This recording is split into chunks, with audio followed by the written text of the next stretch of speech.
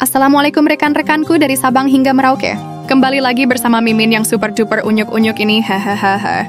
Kali ini Mimin tidak menyajikan terkait ijazah karena subscriber Mimin pada jenius semua pasti paham tentang situasi yang ada di Indonesia dan cara mainnya seperti apa. Hehehe. Kali ini Mimin menyajikan kajian dari Profesor Sungguhan yaitu Bung Rocky Gerung di mana beliau memberikan saran untuk pemerintah menggunakan hukum adat. Bahkan tidak hanya itu, masih banyak nalar dari Bung Rocky yang disampaikan dalam video ini. Jangan lupa rekan-rekan sediakan kopi susu atau jahe, hangat dan camilan kesukaan rekan-rekan. Supaya bisa mencerna nalar demi nalar apa yang disampaikan guru besar kita. Silahkan komentar dengan cara satire atau ngibul dengan tujuan agar akal sehat kita tetap terjaga untuk menghidupkan kembali jejak akal sehat yang pernah kita punyai sebagai bangsa. Agar tidak ketinggalan edisi-edisi akal sehat berikutnya, silahkan subscribe, like, share, dan selalu komen. Yuk langsung saja, let's go! Albert, Arteria, dan Pak Edi gitu. Mereka mewakili pikiran pemerintah, berupaya untuk meyakinkan pada kita pentingnya dan bermutunya KUHP itu tuh, rancangan itu. Dan bahkan sebelum dia dinyatakan sebagai hukum positif, sudah dikasih predikat itu hukum yang paling mulia sebagai temuan peradaban terbaik bangsa ini. Jadi iklannya udah jalan sebelum barangnya ada itu. Kira-kira begitu.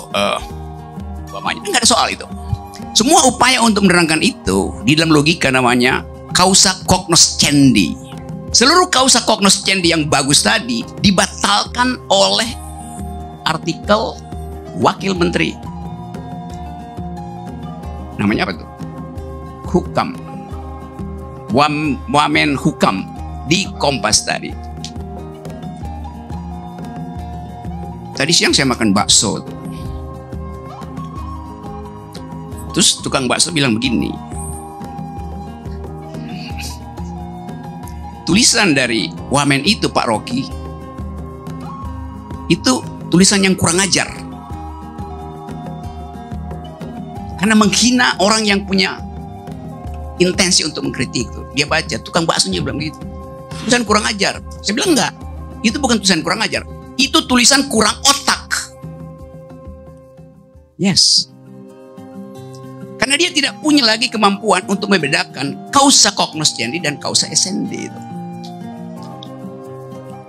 Kan mau dikatakan bahwa ini harus benar.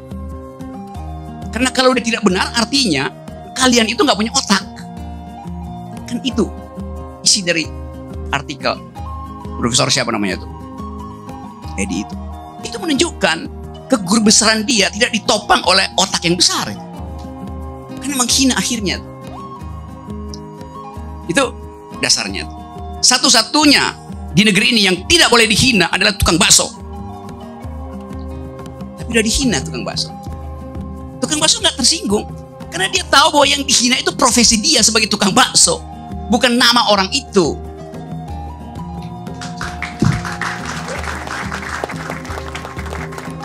Nah, ada tukang bakso yang laporin Ibu Mega. Mereka paham. Memang profesi kami terhina dibandingkan dengan profesi koruptor. Dia nggak tersinggung. Dia punya otak.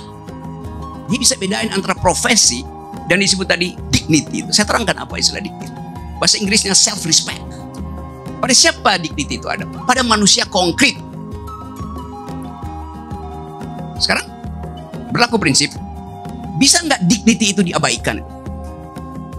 Hukum hak asasi bilang nggak bisa diabaikan karena dia melekat seumur hidup. Built-in di dalam dignity itu adalah segala macam hak yang diberikan oleh alam itu. Apalagi hak berpikir. Itu dasarnya. Tetapi dalam praktek dia bisa diabaikan. Oleh apa? Oleh kekuasaan. Hanya kekuasaan yang mampu mengabaikan human dignity. Hanya kekuasaan. Jadi yang mesti dilindungi siapa?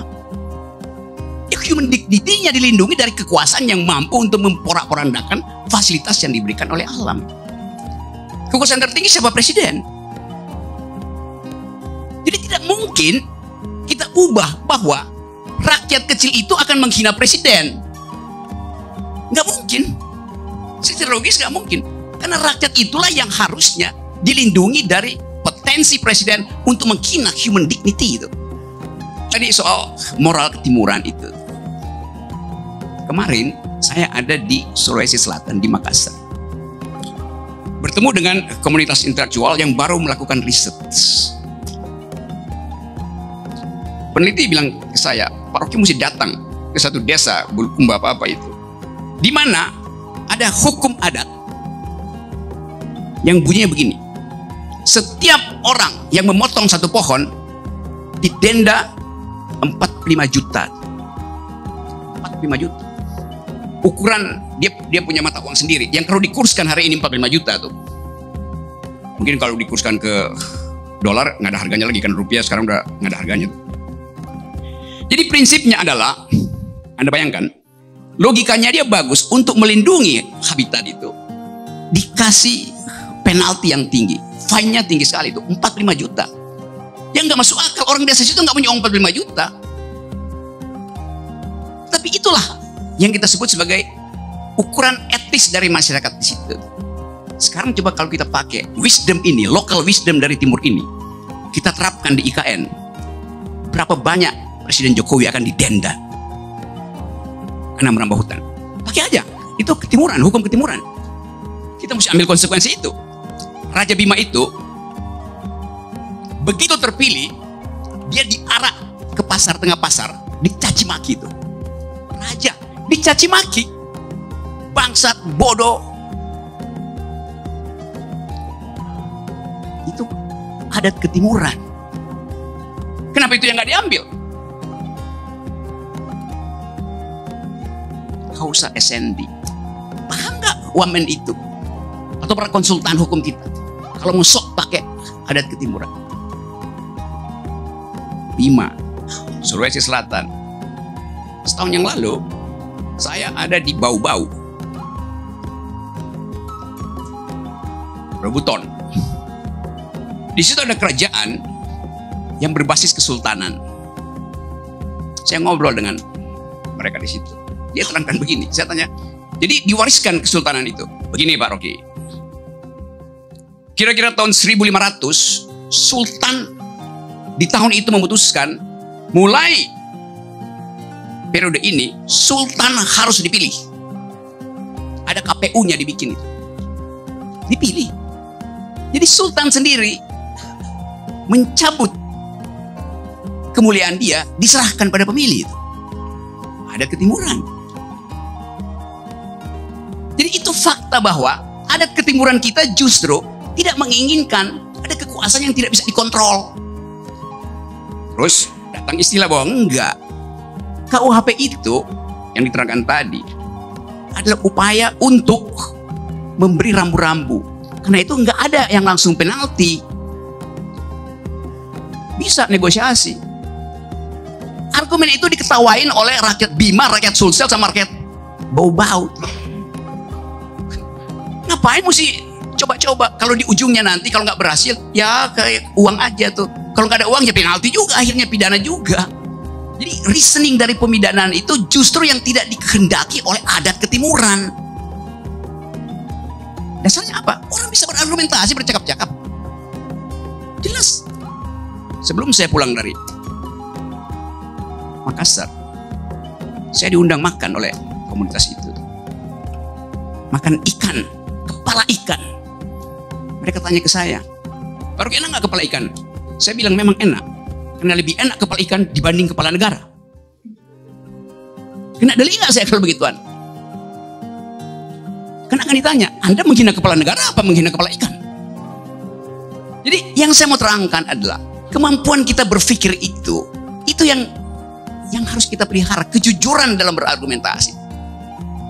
Jadi kalau saya mau bongkar semua soal ini, kita tiba pada kesimpulan bahwa sebetulnya tacit agreement dari KUHP itu ada pengendalian politik. Tapi nanti ada istilah lagi, kan memang liberalisme itu berbahaya, kebebasan itu berbahaya. Yang kita tentang kebebasan yang berbasis pada kepentingan individu, bukan pada kebebasan untuk bicara. Kata liberalisme itu kan di sini dibikin kacau. Jangan halangi kebebasan individu. Yang boleh kita halangi kepentingan individu yang basisnya adalah oligarki. Itu dalilnya. Jadi ILC malam ini kita pakai aja sebagai tempat untuk merefleksikan pikiran. Di ujungnya tadi Pak Edi juga mengatakan bahwa toh kalau pidana itu dibuat delik aduan, presiden akan mikir-mikir, kan nanti dia malu kalau dia ternyata ditolak. Oh, itu asumsinya kalau presiden punya pikiran. Terima kasih.